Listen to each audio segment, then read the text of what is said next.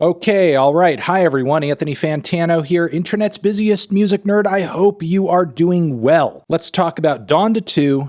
Let's talk about the stem player.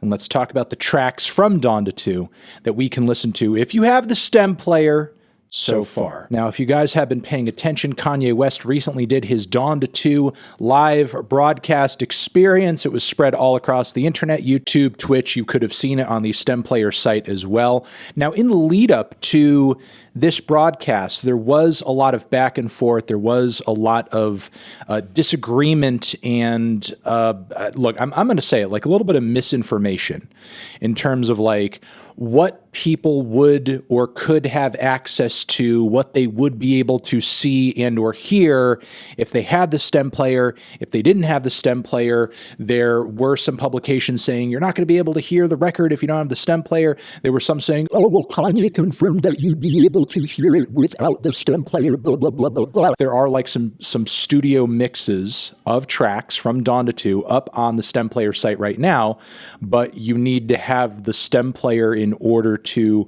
be able to play them, from my understanding. To cut to the chase, what I'm going to do now is I'm going to listen to all of these tracks, give you an assessment, a miniature Donda 2 microdose review in a way, since this is what we have so far.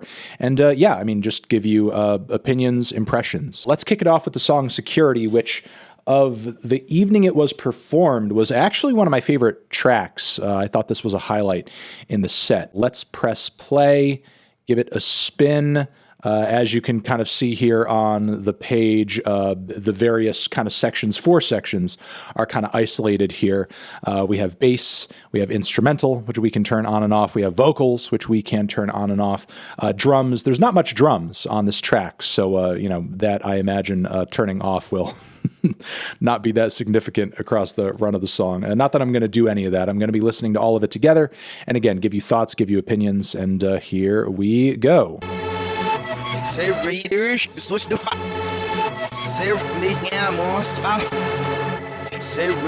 All right, there you have it. Some quick thoughts on that track. Still love it. Still love hearing a bit more of a cleaner, clearer studio version of the song. I love the simplicity of this track. I love the darkness of this track.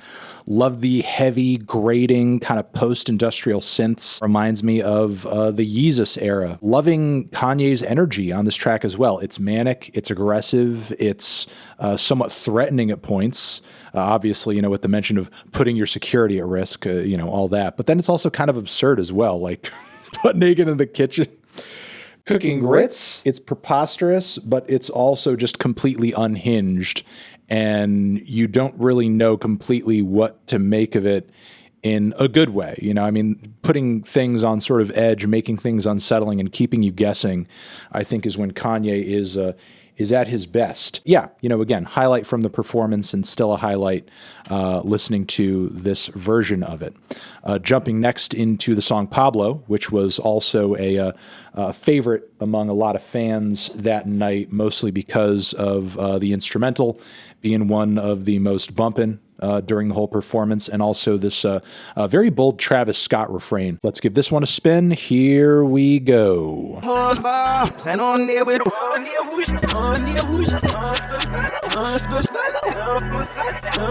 There are elements of this track that I like a lot. Oh, they went on this Pablo. Like, great hook.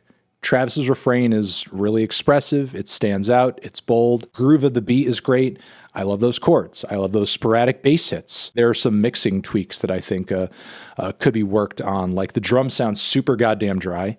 Those chords, which provide like a really kind of hypnotic quality to the whole beat, I think could be louder, could have a bit more presence. Kanye, while he does have some moments vocally on the track, he mostly spends his verse vocally gesturing with some kind of, you know, flow ideas, and hasn't really filled in the lyrical gaps. He hasn't finished the verse. He has recorded and he has hand in on the stem player an unfinished verse. And Future, by comparison, who was on the back end of the track, sounds even less sure about what the hell he's doing on the song than Kanye does. Like, the Andre 3000 reference is cute, but his performance is complete ass. It's boring as fuck. It sounds unfinished. It sounds undone. It sounds like a placeholder verse that he was later going to come back to with, that vague idea of what he wanted to pull off being recorded, and then just do something more bold and energetic over it later, because like this is not the kind of performance you want to lay onto an instrumental that is this hype. Future sounds asleep at the wheel. Sounds like he's just kind of improvising out quietly a sort of an idea. Kanye the same, but a little bit more boldly. This one just sounds unfinished. Cool ideas, but I can't believe he gave it to us with it sounding this much not done, which I guess sort of like provides an interesting dynamic to hearing Donda 2 roll out in whatever way it's going to roll out on the stem player. I guess we're hearing things pretty much not done yet. I would be blown away if this was like the final version and this is all we got of this song, because like if this is it for Pablo, potential squandered. All right, moving on to Broken Road. This is one of the shorter recordings that we have through the Donda 2 tracks on the stem player so far. Let's give this one a spin.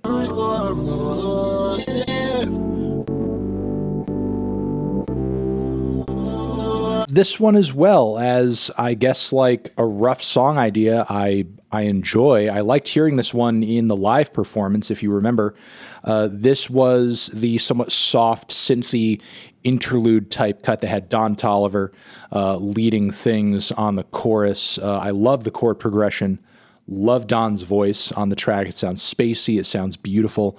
Sounds dark, but also heavenly, really kind of continuing and recapturing that original Donda magic that made that record sonically such an interesting experience for Kanye in general. But yeah, solid chorus, solid melody lines, great atmosphere, simple but powerful instrumentation. The drums might be a little too grating for something that is this gentle and subtle, but maybe that could get tweaked a little bit into the future. Kanye comes in vocally very expressive and very hard, to the point where I think maybe he's a little sloppy with it. Like I think he could be a little bit more measured on a cut of this mood and of this emotion. There are a few bars, here and there that are a bit eyebrow raising, like the homeless person bar, which I get what he's saying there. I get the sentiment. There's this almost forsaken narrative he's moving through with on these tracks, and, really kind of the Donda 2 experience at large. All right, finally, we're going to jump into We Did It, Kid,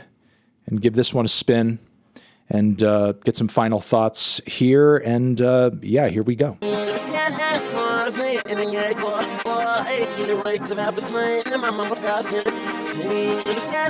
Woo! I like this one during the live performance as well. This was the track that kicked off with Baby Keem on the intro and followed through with a Migos feature, both spots of which I thought were really impressive. Like Keem's performance, his super melodic flows, his expressiveness, his bars, I thought were just like night and day, leagues better than what he provided on the original Donda. I thought Keem was one of the weaker features on the first Donda, but he's easily one of the best of these four tracks that we have so far.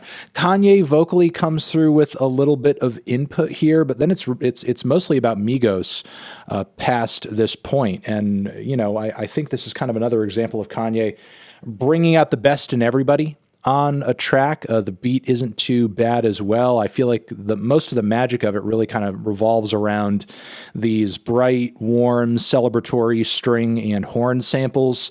Not a whole lot of variation across the track, like once things really kind of get going, but I'm hoping that maybe everything gets built out a little bit more. Like without more of a substantive verse from Kanye, I feel like the song does come off a bit lacking in a way, but again, kind of a cool idea. I mean, I would say like the one real speed bump in the whole thing is who was it? Offset. He said, "Stand up when I take a shit."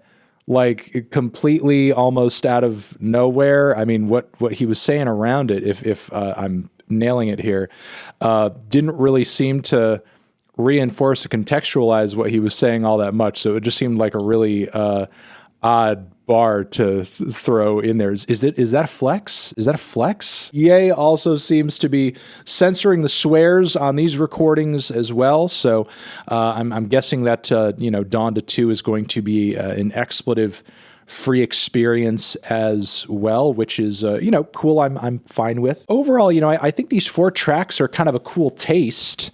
But once more, I'll say that I'm a little disappointed with the necessity of the stem player. Once Donda 2 is finally finished, I hope it's something that we can all kind of listen to on a streaming platform or on this site, stem player or not.